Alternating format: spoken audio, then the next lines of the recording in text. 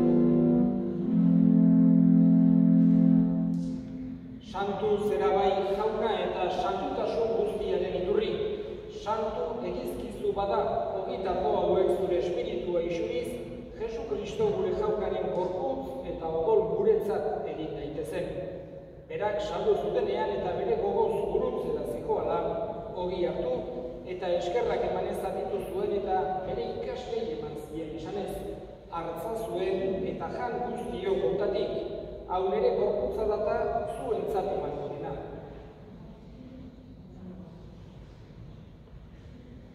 Afalondoan berdin kalizaturik berriz ere eskerrak emanez, bere ikaslei eman zien esanez, hartza zuen eta edan guztio botatik, hau nere odolaren kalizatata, itun berri eta betikoaren odolat, zuentzat eta guztientzat bekatuak barkatzeko isuriko dena, egizue hau nere egarri.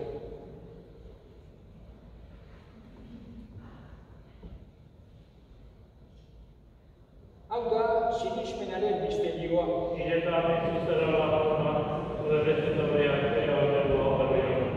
Horregatik jauna zure semearen eriotza eta piztuera gogoratuz, biziaren ogia eta salpamenaren kaliza eskaintzen dizkizugu zuri eskerrak emanez, aldarean zure sarbitzari onartu behituzulako, eta apalik eskatzen dizugu Kristoren gorputz odorak hartzen ditugunok Espiritu Santuak bat egin gaitzala.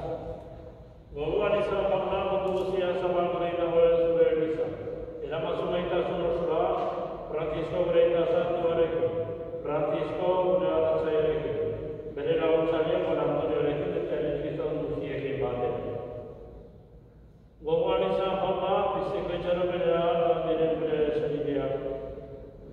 Silverio eta gure elgako guztiak, haritzazu zeure aurpegire argitan.